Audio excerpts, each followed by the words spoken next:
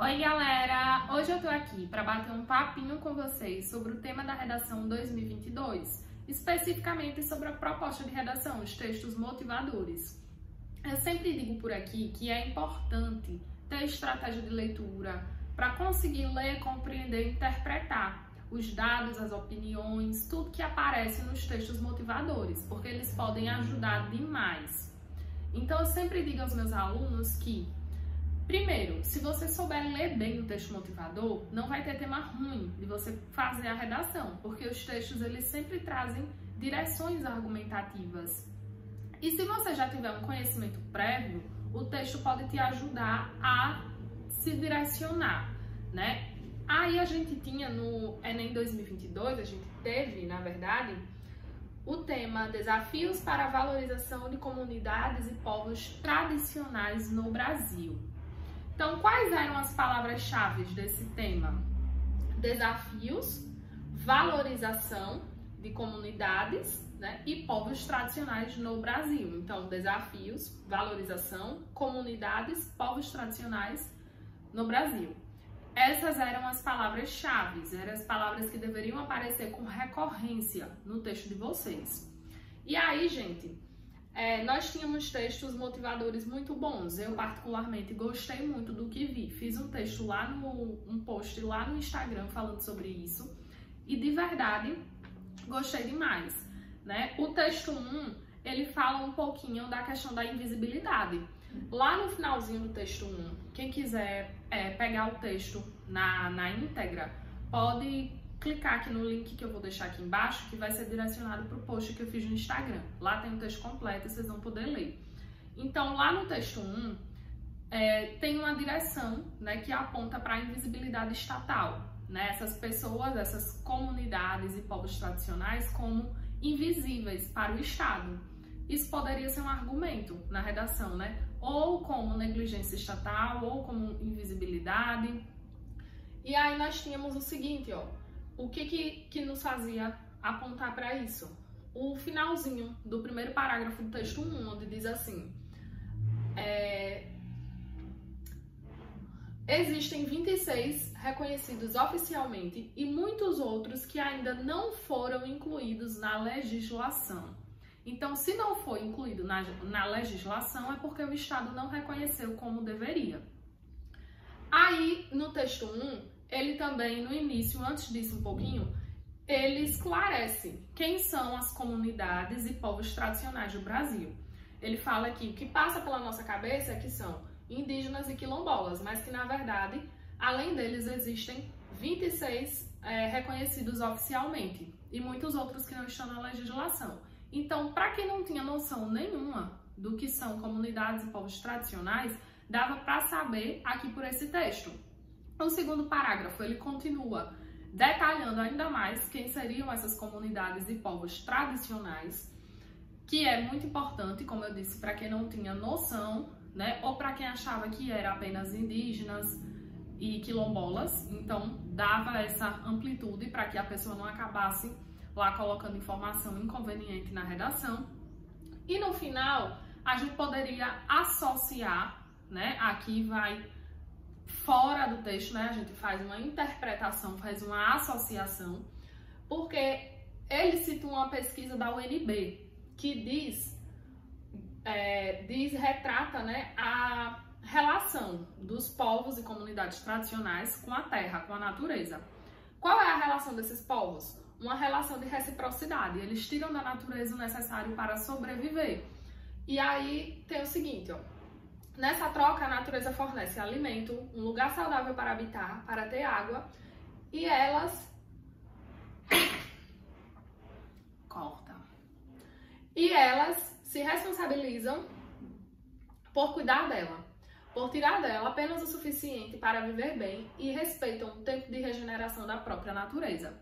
Então, essa ideia de respeito ao tempo de regeneração, ela é contrária à nossa lógica de mercado, que é a lógica de quê? De acúmulo de riquezas. A gente acelera cada vez mais os ciclos da natureza para que a gente possa tirar da natureza conforme a nossa necessidade. E, na verdade, não é nem conforme a nossa necessidade. Vai além disso, é conforme, assim, a nossa vontade, né? Porque vai além do que a gente necessita. Às vezes a gente tem vontade de coisas que a gente não necessita ou nos fazem ter essa vontade.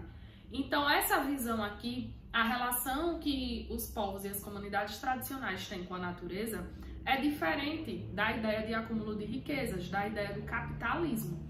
Então, isso também poderia ser um argumento, porque lembrem, o tema é desafios. Quem faz ao vivo é assim, né?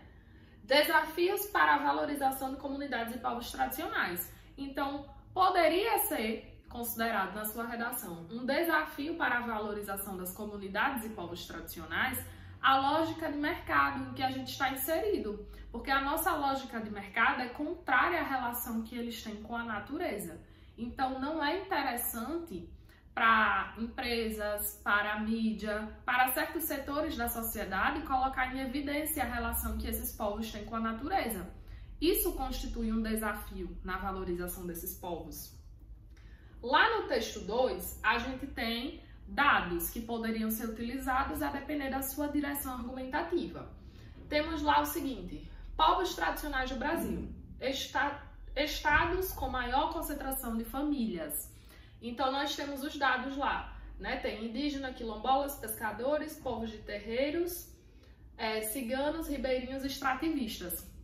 Então, tínhamos os dados lá, né, indicando os estados com maior concentração dessas famílias. Vocês poderiam associar ou não, inclusive para construir a proposta de intervenção de vocês. No texto 3, a gente tem um trechinho de um texto do gov.br, que estava lá no Gov, né? Povos e comunidades tradicionais. Fala aí da criação da Política Nacional de Desenvolvimento Sustentável dos povos e comunidades tradicionais. E aí, mais uma vez, cai na questão do reconhecimento estatal. Então, é a segunda vez que esse ponto aparece aí no texto.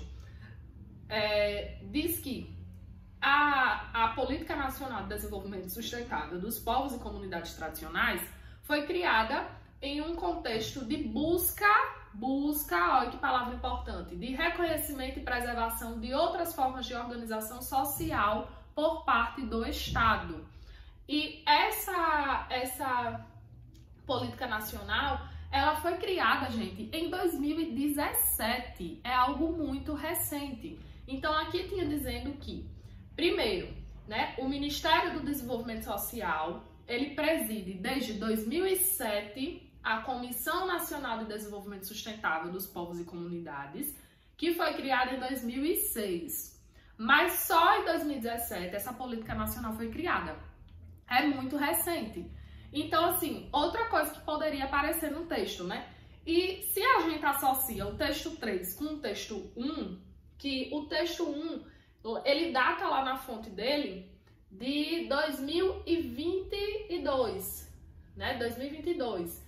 Então, se a gente associa o texto 3 ao texto 1, a gente tem que, apesar da Política Nacional de Desenvolvimento Sustentável dos Povos e Comunidades Tradicionais ter sido criada em 2017, buscando o reconhecimento e a preservação de outras formas de organização social por parte do Estado, ainda hoje, em 2022, o Estado não reconheceu todas as comunidades e povos tradicionais do Brasil, né? Eles não foram incluídos na legislação. Isso tem uma consequência, tem várias consequências, na verdade, que aparecem aí no texto 4, na Carta da Amazônia 2021. O texto 4 é um textão recheado de informações pra gente, porque ele toca na questão da sociobiodiversidade amazônica, que tem aí assim, gente, ó, não podia ser mais estratégico para nós, povos indígenas, populações e comunidades tradicionais brasileiras, reafirmarmos a defesa da sociobiodiversidade amazônica neste momento em que o mundo volta a debater a crise climática na COP26.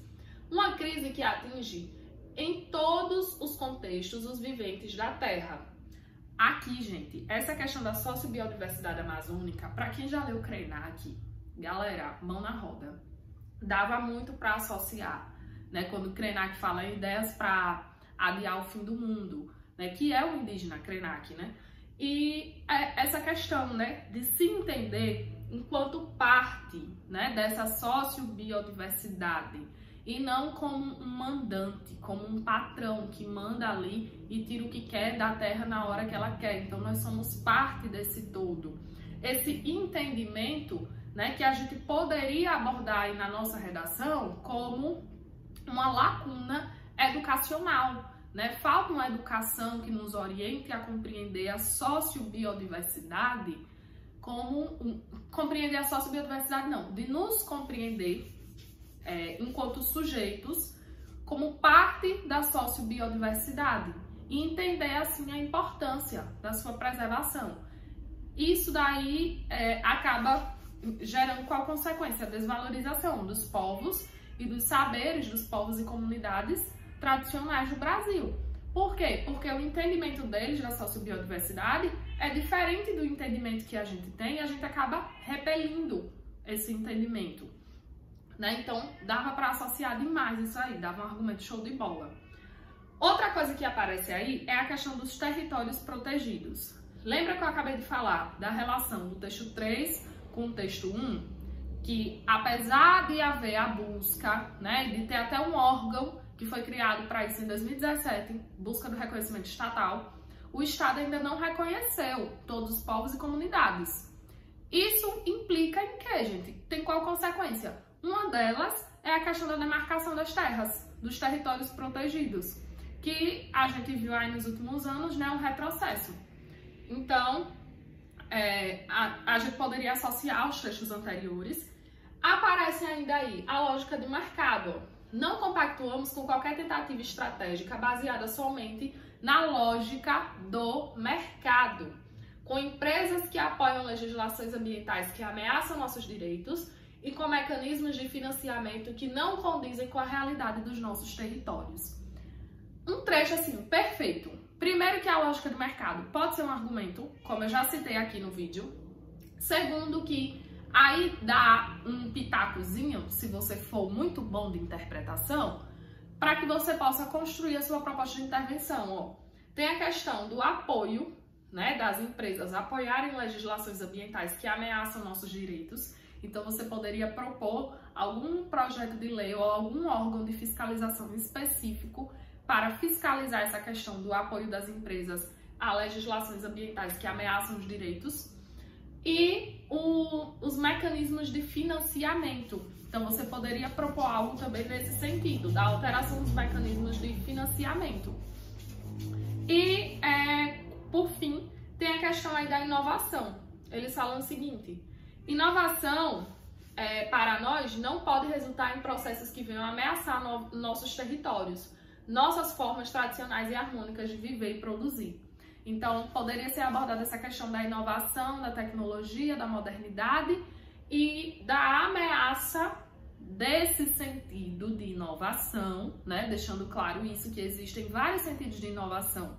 E, novamente, aí para os povos tradicionais, a inovação é outra coisa, né? Então, isso entra também na questão educacional, se relaciona com o que já foi dito aqui. Eu falei por fim, mas tem outro argumento aqui, que é a questão da experiência das comunidades e povos tradicionais. Ó. Propomos o que temos de melhor, a experiência das nossas sociedades e culturas históricas, construídas com base em nossos saberes tradicionais e ancestrais, além de nosso profundo conhecimento da natureza. Então, veja, ele apresenta o que propõe, né? O que é que eles podem oferecer de bom para a sociedade. Isso daqui poderia ser convertido em as consequências, né? Por exemplo, quando o Estado ele não reconhece as comunidades e os povos tradicionais, ele acaba tirando da sociedade a oportunidade de ter contato com experiências, culturas e saberes tradicionais e ancestrais que poderiam dinamizar as nossas vidas, melhorar as nossas vidas. Isso pode ser uma consequência negativa, né? Isso também poderia ser tomado lá na proposta de intervenção, como uma proposta educacional, né? De talvez esses saberes serem levados para as escolas, estar nas grades curriculares, enfim. E também poderia ser argumento, né? Qual um desafio para a valorização em comunidades e povos tradicionais? Um desafio é a desconsideração da experiência das culturas e dos saberes dessas comunidades e povos tradicionais. Então, é isso, galera. A gente fica por aqui. Queria abordar bem com vocês essa questão do texto motivador, porque eu vi, inclusive, muita gente reclamando do texto motivador, dizendo que não gostou, que achou que o texto não ajudava muito, que não tinha muita informação, que era um texto pobre. E eu não achei isso. Eu achei um texto muito bom. Agora, como eu digo sempre aos meus alunos, a gente tem que ter muita capacidade de interpretação. É compreender o texto, conseguir relacionar. E isso, gente, tá em uma das competências aí. Claro que o corretor avalia isso na sua redação, que é selecionar, organizar, compreender, relacionar, interpretar fatos, dados, opiniões acerca de um ponto de vista. Então, isso é competência de avaliação lá no Enem. E a gente tem que saber desenvolver bem isso. Para quê? Para conseguir pegar as informações do texto motivador, levar para o nosso texto e conseguir transcender esse texto e além dele. É isso que faz com que a sua redação ela tenha autoria, né, que é o grande diferencial de quem tira nota 1000, indício de autoria. Indício de autoria a gente consegue colocar na nossa redação quando a gente consegue interpretar e ir além, né? Demonstrar ali uma linha de raciocínio lógico que nem todo mundo teria, que é um diferencial. Então, é isso daí que faz a diferença. Tchau, tchau, até a próxima, espero que vocês gostem. Se gostar, deixe seu like, se inscreva, compartilhe com alguém que precisa ver esse vídeo. E lembrando, né, essa prova, essa nota não vai definir você. Eu tô trazendo aqui algumas considerações sobre os textos motivadores. Trouxe muitos caminhos, né? Vocês poderiam ter abordado um deles, mais de um deles, ou até coisas que eu não trouxe aqui. Por exemplo, a professora Letícia Santos, no Instagram dela, falou sobre a questão da mídia, né? Da falta de representatividade na mídia. E é um caminho também que poderia ter sido abordado, que não estava no texto motivador e que seria super válido. Então, não se desesperem a partir do que eu estou colocando aqui. Eu estou colocando algumas direções para ajudar a compreender e para enriquecer as discussões que estão aparecendo aí sobre o tema da redação 2022. Mas a discussão não se esgota no que eu trouxe aqui. Beijinhos de conhecimento!